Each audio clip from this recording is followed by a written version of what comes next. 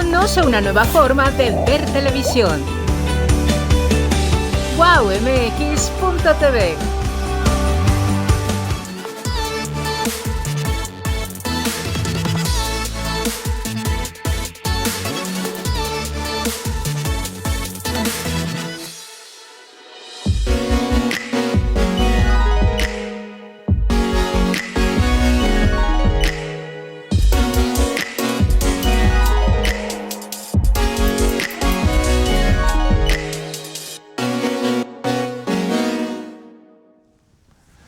Buenas tardes, amigos de En Tus Propias Palabras, soy Alejandro Ruiz.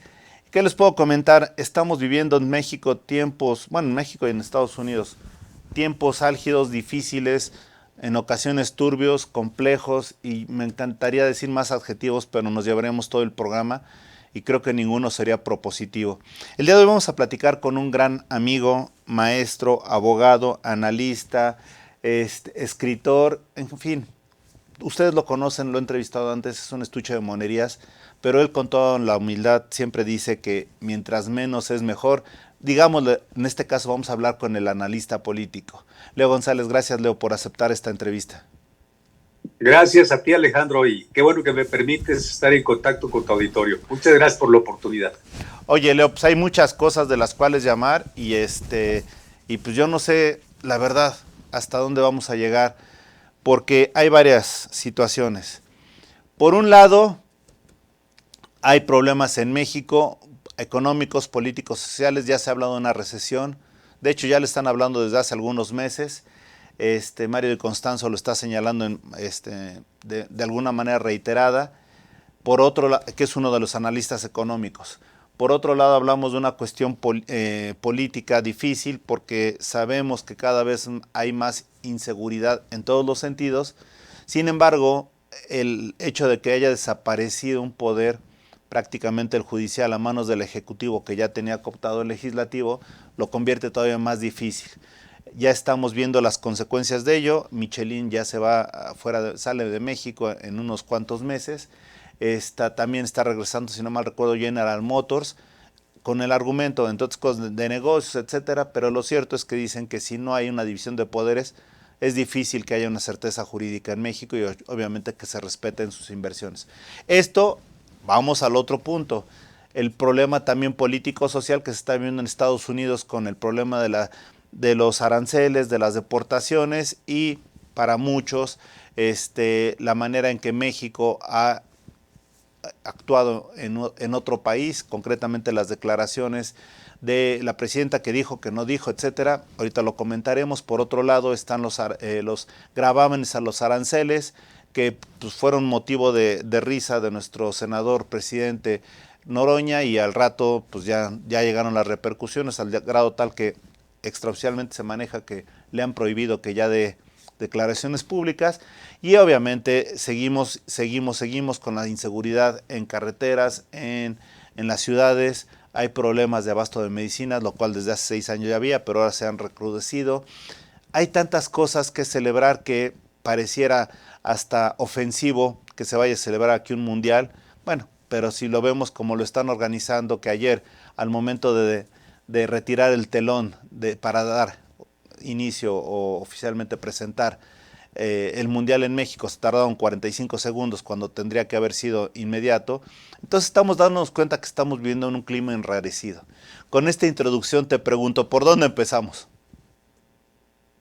Bueno, realmente estamos ante un crucigrama que parece sin solución. Entonces podríamos comenzar, digamos, con el recrudecimiento de la rispidez en la relación bilateral México-Estados Unidos. Eso podría ser un buen comienzo, aunque por cualquier lado podríamos comenzar, donde tú me digas. A ver, vamos a lo que fue público, notorio, aunque digan que no se hizo. Hubo una exacerbación para los manifestantes que protestaran directamente de presidencia, ¿sí o no? En primer lugar, yo sí diría que esta insurrección de Los Ángeles y de otras ciudades, en cierto modo tuvo alicientes indirectos o tuvo alicientes implícitos. Me parece que, por ejemplo, haber amagado hace algún tiempecillo, hace algunos días, 15 días o más, haber amagado con la afirmación podemos movilizarnos fue un aliciente concreto, indirecto pero concreto, porque esta fue una reacción de la Presidencia de la República frente a la imposición de aranceles y a la imposición de un impuesto del 3.5% a las remesas, y además esto implicó el otro llamado, el llamado a que los migrantes en Estados Unidos se organizaran y, si era posible, se movilizaran para defender sus derechos. Entonces sí me parece que hubo dos alicientes indirectos, implícitos, que pueden interpretarse como estímulo a estas movilizaciones de Los Ángeles. Hasta ahorita están circunscritas esa ciudad, pero creo que podrían agregarse otras ciudades importantes donde hay una buena cantidad de migrantes mexicanos, como Nueva York, San Francisco. Ya ha habido también movilizaciones, aunque menores, y podría haber otros puntos que se convirtieran en focos de conflicto dentro de este tema. Pero sí hubo llamados explícitos o implícitos e indirectos a que se defendieran los migrantes y se organizaran para la defensa de sus derechos. Ok, otra de las cosas que llama la atención, en ese entendido también sucedió una situación de que militares pasaron a Guatemala y también otra situación, ¿no? Llegamos allá a defender a los nuestros o lo que quieras, pero lo cierto es que hicimos una, pues no digamos propiamente una invasión, pero sí entramos como país a otro país de manera armada. ¿Cierto o falso? Yo creo que es cierto, porque vivimos desde el sexenio anterior y ahora en el actual, yo creo que vivimos la peor política exterior en lo que tiene que ver con el tema migratorio. No hay planteamientos claros sobre la mesa de los lineamientos del gobierno federal, no hay una política clara de defensa de los propios migrantes y de inhibir, las corrientes migratorias que vienen del sur, pasan por la frontera con Chiapas, y no ha habido, claridad en la política exterior. Y esto viene, creo, del abandono de la política Estrada, la política aquella que concibió el diplomático y abogado Genaro Estrada, sinaloense. El abandono de la doctrina Estrada me parece que significó confusión, y vino a significar también desorientación y falta de rumbo en la política exterior de México. Y esto se refleja, desde luego, en el tema migratorio. Ok, ya llevamos. Entonces, por un lado, llegamos al punto que era básico. Esa política, las políticas externas que está manifestando México, manejando México, se están haciendo más de alguna manera visceral o con el hígado que planeadas, y estamos rompiendo la inercia que teníamos a nivel mundial de no meternos. Sí estamos atentando contra esa situación. Segundo lugar, hubo reacciones tanto de Guatemala como en Estados Unidos. ¿Qué te parecieron las reacciones que se han manifestado en Estados Unidos? Ya no solo al llamar a Claudia que estaba provocando, sino también con el llamamiento a Noroña, que generó un incremento o una afectación a las remesas. Sí, me parece que la relación la venía más o menos manejando bien México. Era una relación, en el gobierno de López Obrador y en el gobierno de Claudia Sheinbaum, pues había, una actitud tersa, una actitud de suavidad diplomática y un lenguaje muy medido a nivel bilateral. Ha sido más medido de parte de México que de parte de Trump. Entonces, sí me parece que estaba cuidada y estaba siendo muy bien administrada la relación bilateral. Pero a partir de estos llamados que vinieron de la mañanera, acá de la Presidencia de la República, como digo, llamados implícitos e indirectos, a partir de estos llamados, me parece que la narrativa del buen vecino, la narrativa del vecino buena onda, se acabó, tronó, se cayó. Y eso va a ser difícil reconstruirlo. En parte, las declaraciones de la mañanera son una de las fuentes de esta crispación y de esta rispidez que se vive en la relación bilateral. Y en parte también, pues, la actitud de Donald Trump. La actitud de Donald Trump me parece explicable viniendo de él. Es un temperamento, agresivo, es un temperamento también visceral, y es un temperamento, que está velando según su propio discurso, por la seguridad interna de Estados Unidos y está tratando de cuidar, permíteme el término, está tratando de cuidar que no haya corrientes migratorias indeseables hacia su país. Esa es su gran preocupación y me parece legítima viniendo de él. Tiene que cuidar a su país, así como nosotros tenemos que cuidar al nuestro. Sin embargo, hubo esos dos ingredientes explosivos y esos dos ingredientes, si además le sumas a esos dos ingredientes el hecho de que el gobierno en Estados Unidos es un populismo de derecha, en consecuencia visceral, en consecuencia poco aseado en el lenguaje, poco aseado en sus criterios políticos. Y si junto a esto le acomodas el hecho de que en México se vive un gobierno populista, poco cuidadoso de las formas y los fondos de la política, y además poco cuidadoso en el lenguaje diplomático, tenemos ahí, digamos, un probable choque de trenes, porque los lenguajes son excluyentes, porque los lenguajes son agresivos, mutuamente agresivos, y porque son muy dados a la descalificación mutua. Entonces, sí me parece que esto explica el momento difícil que está atravesando la relación bilateral México-Estados Unidos. Además, claro, de que Estados Unidos tiene digamos, muy arraigado el sentido de su seguridad nacional. Y si junto a esto le ponemos cierta paranoia que se vive en Estados Unidos después del derribo de las Torres Gemelas, pues estamos hablando de un cóctel explosivo. Los estadounidenses también tienen ya la piel muy delgada después del 11 de septiembre del 2001, es justificado, y me parece que con este cóctel explosivo no vamos a llegar muy lejos y por un buen tiempo va a permanecer muy maltrecha la relación bilateral México-Estados Unidos. Pero dentro de este entorno difícil viene otro aspecto más difícil para México. Obviamente los gravámenes a las remesas nos van a afectar. Quizá no lleguemos, ojalá que no lleguemos a los 15 o 20% que se planteaba por un senador en Estados Unidos, pero lo cierto es que sí van a tener repercusiones. Por el otro lado viene las pláticas con motivo del TEMEC, que también habrá, que es el Tratado de México, Estados Unidos y Canadá, que pues, obviamente México lo necesita por la gran dependencia económica, entre otras cosas, que tenemos con Estados Unidos. Estados Unidos, yo no sé si pueda vivir sin México, pero hoy por hoy México sí tenemos gran parte de nuestra visión hacia Estados Unidos. ¿Qué pasa ahí? Durante mucho tiempo se dijo que pobre de México, que estaba, digamos, tan lejos de Dios y tan cerca de los Estados Unidos. Esta frase tenía su razón de ser, por el hecho de que, digamos, era difícil la relación de un país pequeño, subdesarrollado, economía emergente, con un país que es la primera potencia económica del mundo y es la principal democracia, la más sólida del mundo.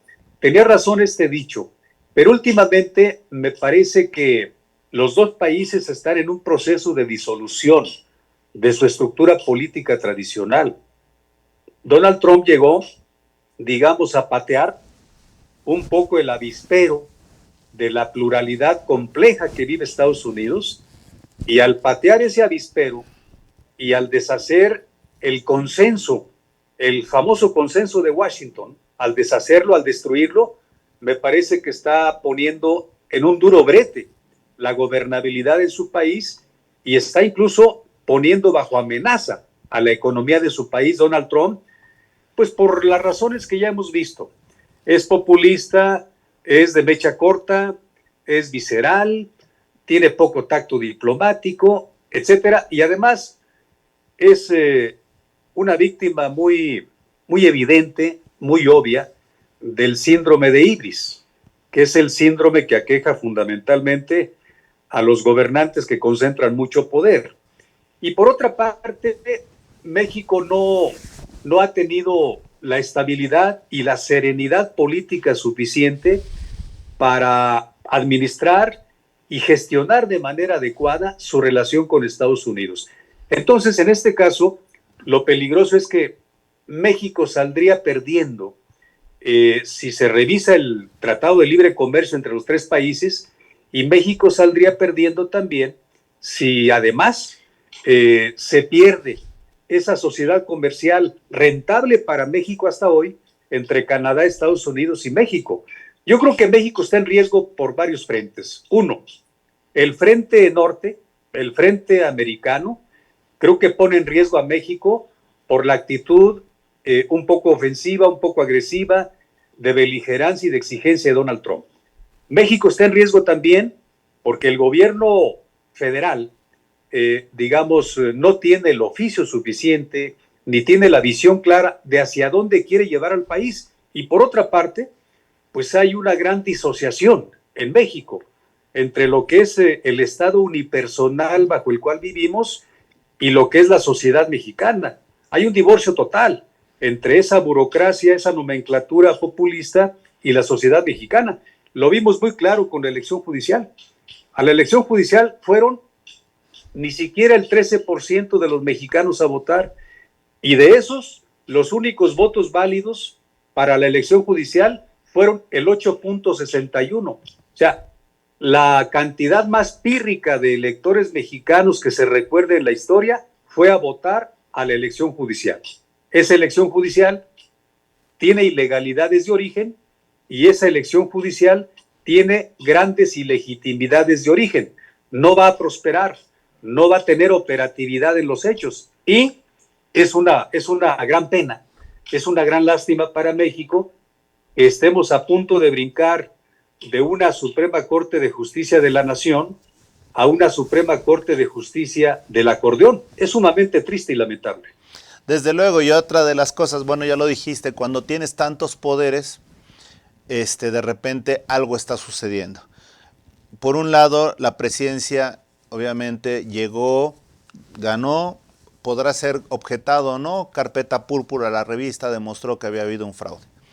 Por el otro lado, al momento que le dan la mayoría a los partidos de Morena, a esta coalición, no encontraron los fundamentos adecuados, se le dio la mayoría. Hoy toman un poder judicial de la peor forma, ya lo dijiste, el porcentaje de votos válidos, pero en eso, ¿qué pudimos apreciar? Hay fotografías donde hay en la caseta o en la casilla, está el hijo del expresidente siendo instruido por su mamá, lo cual esto no debería de haber sido en ningún lado aceptable. En el otro lado vemos al esposo de la presidenta de México, que ella se dice presidenta, en donde está sacando un celular donde viene el acordeón. Estamos viendo los acordeones que fueron distribuidos desde antes y esa es una de las tantas casillas que llegaron y ya estaban rellenas en las urnas. Tantas irregularidades que esto no puede llamarse una elección y tan es así que el criterio de la OEA es que la descalifica y prácticamente dice no lo vuelvan a hacer para todos los Estados miembros de América. Cuando te das cuenta de eso, ves que va a venir el cambio y todas las personas que están siendo o van a ocupar esos cargos, ya están, sobre todo los de ministros, ya están siendo objetados, ¿no? El que va a ser el presidente ya están señalando que tiene ciertas irregularidades. Está una situación patética desde mi punto de vista, aunque seguramente le ganó y le valió votos, pero donde llega el chicharrón más preparado, ¿no? El abogado que estaba más preparado que un chicharrón, ¿no? Cuando ves la manera que se está vejando el Poder Judicial, dices, ¿qué pasa? Y obviamente también habrá que ver que hay ciertas imputaciones que al día de hoy no han sido defendidas, pero lo cierto es que es el Poder Judicial que tenemos. Algunos tendrán méritos, otros no, pero lo cierto es que están llegando sumamente debilitados. En ese sentido, ¿qué opinas de este Poder Judicial? Este Poder Judicial que va a llegar, que va a asumir apenas sus funciones en México, pues me parece que va a ser francamente un poder más perjudicial que judicial, en primer término. El segundo término, pues no tiene nada que ver.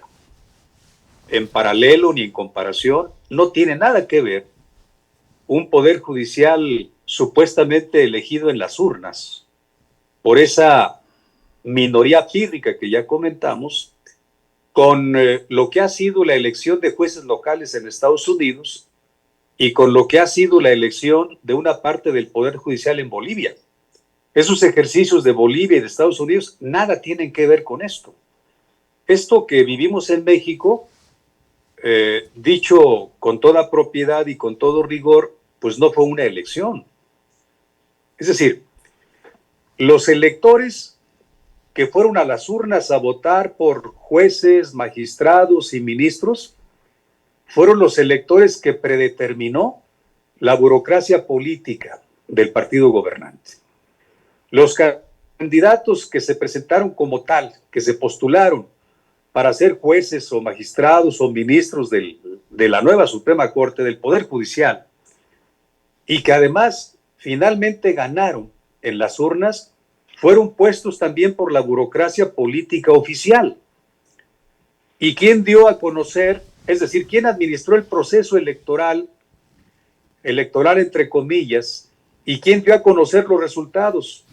Pues un órgano electoral como el INE, absolutamente colonizado y cooptado y controlado por la oficialidad burocrática. Entonces, a esto que estamos viendo y que estamos describiendo, y de lo cual abundan pruebas y evidencias que son el argumento rey en derecho, pues no se le puede llamar elección. Esto fue, francamente, es una simulación. La gente de la oficialidad en este país puede llamarle como quiera, pero el diccionario no se equivoca. Este fue una simulación, no una elección. Y lo que se va a tener, pues no es un poder judicial federal, no un poder judicial de Estado, que proteja a todos los mexicanos, que defienda a todos los mexicanos. Lo que se va a tener, y qué malo, es un poder judicial popular. Y ya sabemos lo que esto significa en los regímenes populistas. Ahora, si te das cuenta de eso, hemos visto que pareciera que vivimos en un mundo que no corresponde, porque te vas a las charlas mañaneras cuando ha sido confrontada la presidenta por periodistas y pareciera que son dos visiones completamente distintas. La que ellos quieren ver que es un éxito contra la realidad que le hacen ver ciertos periodistas. Cuando ves eso dices, bueno, quizá haya una mala apreciación, pero también estás viendo que hay recursos, hay juicios, hay situaciones que pues, de alguna manera llaman la atención. Uno de ellos es el presentado por Simón Levy en Estados Unidos, donde ya está señalando una serie de violaciones y está ya señalando a los responsables, que es Guadalupe Tadei, que es el INE, etcétera, y varios funcionarios, ¿no?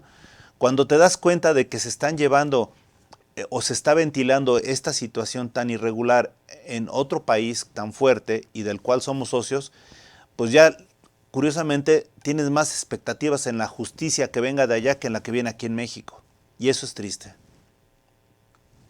Sí, es triste y además sí me parece que es un claro síntoma de la debilidad que ha vivido la oposición en México después del 2018 y es un claro síntoma de que estamos en una sociedad mal organizada y desarticulada como para tener la posibilidad de establecerle límites al poder omnímodo, para establecerle límites al presidencialismo duro. Ahora, lo que hace Simón Levy me parece muy interesante porque en México tenemos los posibles frentes de defensa jurídica del elector mexicano, del ciudadano mexicano frente al Poder Judicial y frente al Poder Político son débiles, son en algunos casos inexistentes y en otros casos el mexicano que se queja, que denuncia o que disiente se expone a cualquier tipo de represalia o de latrocinio, lamentablemente. Entonces, en este sentido, me parece que es una buena noticia para los mexicanos, digamos, desvalidos desde el punto de vista ciudadano y social. Es una buena noticia que haya llegado un gobierno como Trump a la Casa Blanca, porque de alguna manera despliega un lenguaje de limitación del poder en México y de alguna manera desliza el mensaje de que está investigando a muchos políticos y presuntos narcopolíticos mexicanos y que eventualmente podría llevarse a los Estados Unidos. Eso es lo que trasciende a partir de lo que ha venido diciendo la Casa Blanca en sus conferencias de prensa y a partir de lo que han dicho tanto la secretaria de Seguridad Nacional de Estados Unidos, Kristi Noem, como lo que ha dicho el mismo embajador Christopher Landó y como lo que ha dicho el propio Trump. Así que la relación de Estados Unidos hacia México, en términos de vigilancia de la política mexicana, en términos de fiscalización del comportamiento del gobierno mexicano, me parece que es una relación asimétrica. Ellos tienen la fuerza y México lo que pone, el gobierno mexicano lo que pone es la debilidad y una sobreexposición, porque es un poder sumamente cuestionado y es un poder, digamos, con rasgos y con, no solamente rasgos, sino con indicadores enormes de falta de legitimidad y de falta de credibilidad. Entonces sí me parece a mí que es interesante que una denuncia contra un contenido de la reforma judicial y una denuncia, digamos, impugnando la elección judicial radicada en los tribunales de Estados Unidos, digamos, pudiera eventualmente fructificar. Y si junto a esta denuncia se activan otras denuncias que hay a nivel internacional contra la reforma judicial y contra la elección judicial, y si finalmente, Alejandro, se arma un bloque de países democráticos para echar abajo una elección judicial que ya sabemos que no fue elección, sino que corresponde a todos los hitos y rasgos de una simulación institucional, pues entonces por ahí podríamos quizás ver una poca de luz al final del túnel. Y también hay otra situación interesante porque se ha dicho que se ha combatido la esclavitud o se combate la esclavitud y prácticamente lo que México ha hecho con los, y no lo digo yo, lo dicen los periodistas, lo que sea, y los reporteros y analistas, lo que ha hecho con los médicos cubanos es contratar esclavos, que también es otro señalamiento. Esa cercanía que hemos tenido, ese presupuesto que le damos a Cuba, esa contratación que hasta les pagamos los libros de texto y todo, y cuando vas viendo, de repente pareciera que México es comunista, ¿no? Pero con grandes ideas imperialistas porque estás viendo a la gente que ha sido afortunada derivado del régimen pasado y de este, cómo hay clases que han sido beneficiadas con tantos generación de riqueza que no corresponde a lo sano. Y cuando estás viendo ese tipo de situaciones también viene esta famosa lista de la cual también tuvimos conocimiento ayer una parte, no de manera oficial, pero también el mismo Simón Levy está señalando ya, si no mal recuerdo, a 3 gobernadores y a un exgobernador, entre otros, a un exfuncionario también. Wikileaks está señalando esto, entonces ya son tantos los señalamientos que de repente dices, bueno, en primer lugar, México es comunista con ideas imperialistas solo para algunos, o seguimos siendo capitalistas, o ese O es lo que al final ofende. México tiene una izquierda, digamos, una izquierda populista de derecha en el gobierno. Y me parece que más o menos responde al retrato hablado de los populismos, México. Es decir, una especialidad de los gobiernos populistas es el atropello frecuente y sistemático a la dignidad de las personas y a la dignidad de los ciudadanos. Otra característica es una agresión constante, sistemática, continua sobre los derechos y libertades para disminuirlos y reducirlos y restringirlos. Y, desde luego, perseguir a quien intente o a quien ose ejercer derechos y libertades. Y otra característica es la que señalabas, es decir, la característica del moderno esclavismo. Un esclavismo que en el caso de Cuba es obvio desde hace muchas décadas. Un esclavismo que los propios cubanos, del que los propios cubanos son responsables, porque no han podido o no han querido sacudirse a la dictadura de los Castro, fundada por Fidel Castro y continuada por su hermano y por Jorge Díaz-Canel. Es problema de los cubanos, también es problema de los latinos, de los que somos demócratas, pero depende sobre todo de los cubanos ser artífices y arietes de su propia libertad, creo yo. Y luego, ese esclavismo moderno se traslada a los sistemas populistas regionales, fuera de Cuba. Ese esclavismo yo creo que podría dar fe de que tiene legitimación orgánica en la sociedad nicaragüense Daniel Ortega. Ese esclavismo yo creo que podrían dar fe de que tiene legitimación y raíces orgánicas en la sociedad venezolana Nicolás Maduro, Tarek Williams y todos estos populistas de la peor ralea que gobiernan, que controlan burocráticamente y a partir del estómago a Venezuela. Y este esclavismo pues ya se está extrapolando a México. La forma esta de dar apoyos bimestrales o trimestrales a distintos sectores del país, adultos mayores, madres solteras, jóvenes disque construyendo el futuro, etcétera, todo esto son formas camufladas del moderno esclavismo y me parece que México hasta ahorita ha hecho muy mal en aplaudir y en ver con simpatía estas formas de control estatal a partir de la chequera clientelar, a partir del apoyo asistencial, sea cada bimestre, o sea cada trimestre, o sea cada 6 meses. Creo que la única posibilidad que tiene México de salir de este círculo vicioso es la resistencia legítima, fuera de la sala de estar, en las calles, en las plazas, en los medios, en la academia, y aparte de esto, establecer una lucha muy proactiva, pero muy bien organizada, para recuperar la democracia en México. No tenemos otro camino.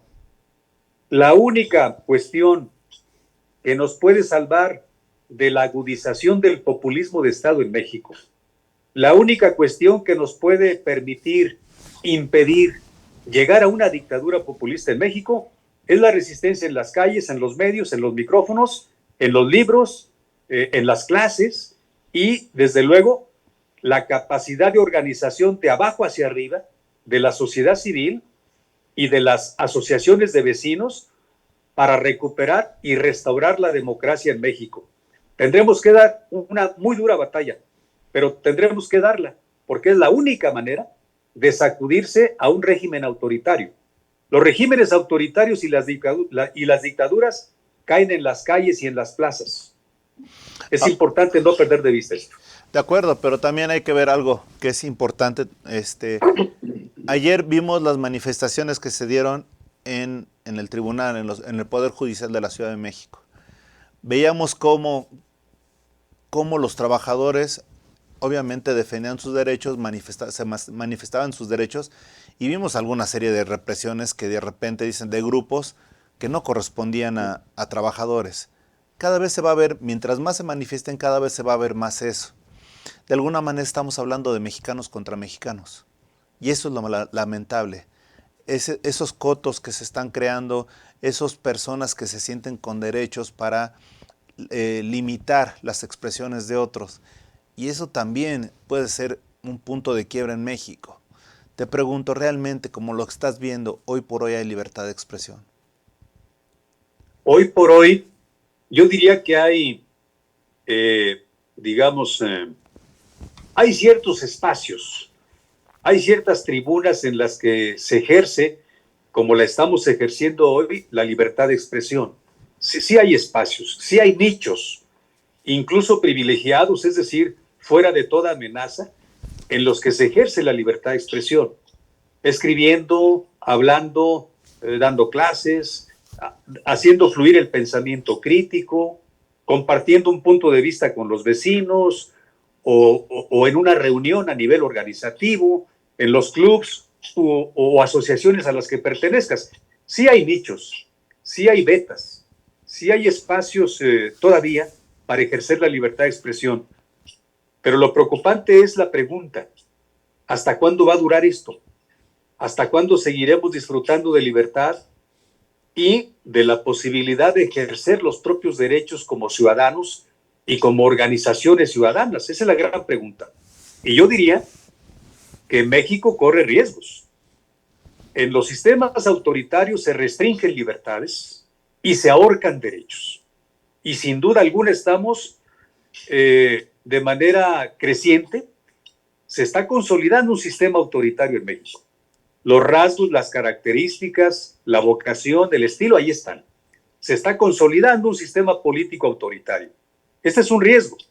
Entonces, lo que tendríamos que hacer es voltear a ver el fortalecimiento de cada ciudadano, voltear a ver el fortalecimiento de las organizaciones independientes de la sociedad civil, voltear a ver a los activistas con dignidad, a los activistas congruentes que siguen creyendo en la democracia como la salvación de su país y que a partir de ellos pudieran generarse focos e ínsulas de resistencia frente al avance de este sistema autoritario, eso por un lado. Pero el objetivo mayor, el propósito de propósitos debe ser, además de resistir, restaurar todas las instituciones democráticas en México y restaurar la vigencia de los organismos constitucionales autónomos en México y finalmente terminar por restaurar completamente el régimen constitucional en México. Si esto no lo hacemos, poco a poco la noche irá cayendo más cerrada y más oscura sobre la atmósfera y el horizonte mexicanos, y entonces ya no habrá salida. Así como ya no tiene salida, por lo menos en el cortísimo plazo Cuba, así como no tiene salida tampoco, por lo menos en el cortísimo plazo Nicaragua, y así como no tiene salida en el plazo inmediato Venezuela. Tal vez lleguemos a eso si lo permitimos, pero en nosotros está el no permitirlo y en, digamos, sacar fuerzas de flaqueza para recuperar y restaurar una democracia constitucional en nuestro país. Había una premisa, una expresión que decía que estábamos mejor cuando estábamos peor o cuando decían que estábamos peor. Hoy por hoy pareciera eso lo mismo, ¿no? Que estábamos mejor cuando carecíamos de todo antes del 2018, ¿no? Pareciera. Pues, a ver, es que la manera de gobernar de los regímenes del populismo autoritario, pues es la propaganda. Y la propaganda vendió la idea en 2018 sobre todo, de que vivíamos un México deplorable, lamentable, sin economía creciendo, sin instituciones políticas sólidas, que había demasiada corrupción, de hecho que el Estado estaba podrido. Esa era la narrativa propagandística que se vendió y fue la base para el triunfo de López Obrador. Pues resulta que cuando llega López Obrador al poder, y ahí están las estadísticas y ahí están los datos, los tenemos, con ellos trabajamos diario como analistas políticos, la verdad es que la corrupción se agravó llegando López Obrador. Nomás habrá que revisar las cuentas y dónde las tienen y cuántas chequeras usan los funcionarios que estuvieron en el gobierno de López Obrador. La impunidad se agravó, por supuesto que se agravó. Ahí están las cifras y las estadísticas de Mexicanos Primero, Mexicanos contra la Corrupción y otras organizaciones que miden el desempeño del gobierno. Y no solamente eso, sino que comenzó una tarea muy meticulosa y muy malévola de destrucción del Estado mexicano, a partir de eliminar o cooptar o colonizar los organismos autónomos para que nadie vigilara y nadie fuera contrapeso del Ejecutivo y nadie vigilara y nadie fuera contrapeso del Poder Legislativo, cuya mayoría pertenecía a Morena. Y además, rematan con la destrucción del Poder Judicial, a partir de la reforma judicial que propició la renuncia masiva de funcionarios de la Suprema Corte y funcionarios de juzgados y de tribunales. Y finalmente, terminamos con esta simulación de la elección judicial. Entonces, hubo demasiadas cosas graves en el gobierno de López Obrador y algunas de ellas se han continuado en el actual gobierno y se han agravado. Yo diría que la presidenta Sheinbaum está en un serio conflicto, en un serio dilema. O continúa gobernando con la agenda impuesta que le dejó el obradorato, o se deslinda y se desmarca de esa especie de catecismo malévolo de López Obrador y gobierna con su propio estilo, con su propia personalidad y con sus propias prioridades, pero pensando en México. Es decir, a lo mejor vamos a tardar para reconstruir lo destruido por el régimen de López Obrador. No importa, pero hay que intentar reconstruirlo. Pero además hay que rehacer al Estado democrático desde adentro, desde sus instituciones, desde sus fórmulas, desde los símbolos del poder democrático. Y esto lo puede hacer ella, si quiere. Si no quiere, esto puede ir por mal rumbo y puede terminar mal. Porque además estamos viviendo diferentes sesgos y rasgos y elementos de una crisis de gobierno. Hay un evidente rompimiento ahí entre el obradorismo y el claudismo. Hay un evidente rompimiento. Hay elementos, hay datos, hay información. Y no solamente esto, también hay una especie de implosión que comienza en lo que es Morena y la 4T. Así que si esto acaba por la fuerza popular en las calles y en las plazas, qué bueno. Pero si acaba por una implosión del propio morenismo, del propio cuatroteísmo, esto también puede ser buena noticia para México, porque acuérdate que los amigos y quienes se identifican con principios y valores y se reúnen en torno a eso, pueden darle durabilidad a su causa, pueden darle un tinte de permanencia a su organización, a su proyecto. Pero los cómplices, tarde o temprano se pelean y cada quien se va por su lado. Esto puede pasar en México. Ahora, se hablaba mucho de una reunión en la parte baja de Bucareli hace unas semanas con el expresidente y la presidenta actual en función a las acciones que estaba haciendo Estados Unidos en contra de ciertas personas que ocupaban sitios privilegiados y que estaban siendo incriminados en algunas acciones ilícitas, ilegales, en fin. Curiosamente, también estamos viendo ya ciertas acciones que a veces no comprendemos. El retiro de la visa de la gobernadora de Baja California. Ayer o antier fue el de Peñasco, un municipio que está allá en Sonora, próximo a la frontera. Y entonces empiezan a dar ciertos funcionarios. Y esta famosa lista que todavía no ha sido confirmada, pero de darse, sin duda implicaría que algunos gobernadores tuvieran que ser procesados y entregados, y unos ex funcionarios también o servidores públicos.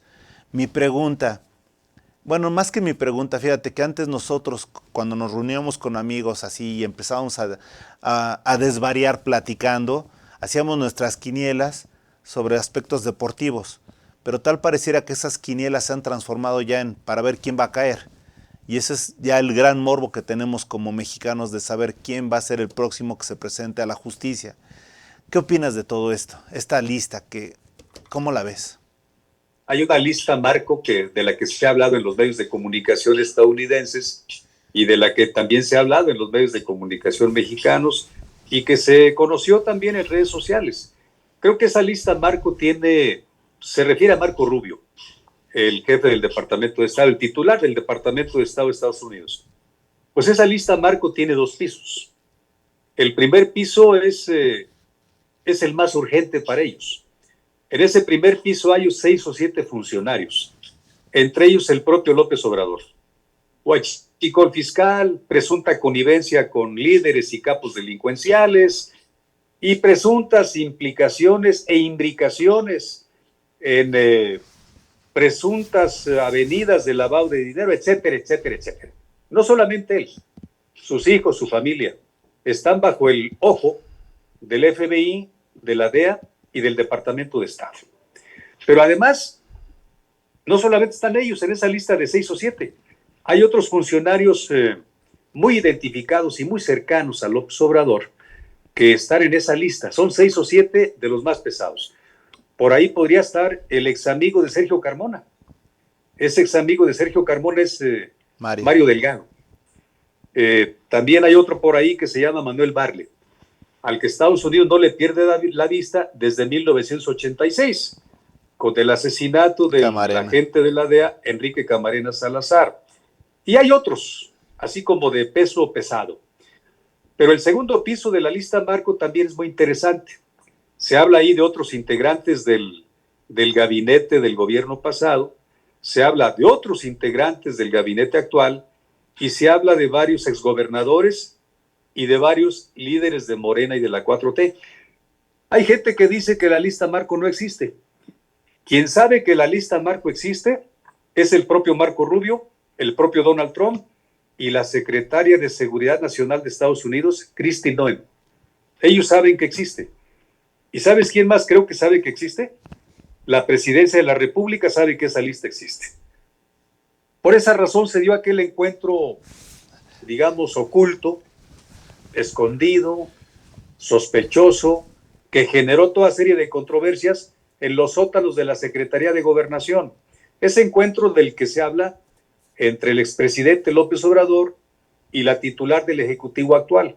Bueno, nadie lo ha confirmado, pero tampoco nadie lo ha desmentido. La preocupación central de López Obrador y de los hijos de López Obrador y de los socios oscuros de López Obrador, la preocupación central de él es lo que sabe la DEA de él, lo que sabe la CIA de él y lo que sabe el FBI de él. Esa es la preocupación central. Yo espero que a la señora Sheinbaum esto no le quite el sueño. Espero que lo sepa resolver y lo sepa administrar. Necesitamos un México fuerte, ¿no? Muy fuerte. Y si ha habido torpezas, errores, pues creo que pueden ser de alguna manera enderezadas. Y finalmente me gustaría, estamos a unos minutos de terminar, que nos platicaras cómo se implementaría o qué pasaría con este artículo. En la Constitución Política dice que cuando se transgreda el orden constitucional y se dejen de tener efectos la Constitución, puede, una vez que pasen estas situaciones irregulares, puede regresar la Constitución. De ser así, ¿cómo crees que funcionaría? Sería desde luego un trauma para el país. Es decir, llegar a esa coyuntura, digamos, en la que el pueblo de México prácticamente tendría que echar del poder, o en las urnas y en las calles y en las plazas, a quienes hoy están destruyendo la democracia en México y están destruyendo el diseño constitucional y jurídico del país. Cuando llegue ese momento, si es que llega, ojalá llegue pronto, pues lo que tiene que hacer es, sencillamente, se nombra, como lo prevé la propia Constitución, un presidente interino, tendrá que nombrarse por el Congreso. Esperemos que para entonces el Congreso ya vuelva a ser un Congreso democrático y plural, y cuando eso ocurra, tiene que nombrarse el presidente interino, y va a ser una tarea titánica que quizás nos lleve 10 o 15 años. Va a tener que rehacerse todo el tejido institucional del Estado mexicano. Va a tener que reconstruirse todo el tejido social maltrecho y deshecho y golpeado por estas autoridades, pues que en mal momento elegimos. Y va a tener que rehacerse todo el país desde el punto de vista de sus sueños, de sus ilusiones y de sus esperanzas. Esto puede tardar el lapso de una generación, que son 15 años. Ojalá no tardemos mucho para poner punto final a este experimento ideológico político del populismo mexicano, tan tóxico, tan visceral, tan falto de visión, y ojalá sí podamos reconstruir la democracia mexicana. México era un país, digamos, con claros y con sombras, pero últimamente se han recargado mucho las sombras, los filos de la sombra en México. Esperemos pronto darle la vuelta a la página de esta noche de oscuridad que estamos viviendo, porque lo merecemos como mexicanos. Los mexicanos que estamos conscientes, que tenemos información, que tenemos acceso a libros, a estudios, a diagnósticos, ojalá lo podamos hacer, urge que lo hagamos, porque nadie se puede acostumbrar a la oscuridad por mucho tiempo, y nadie se acostumbra a la oscuridad de por vida.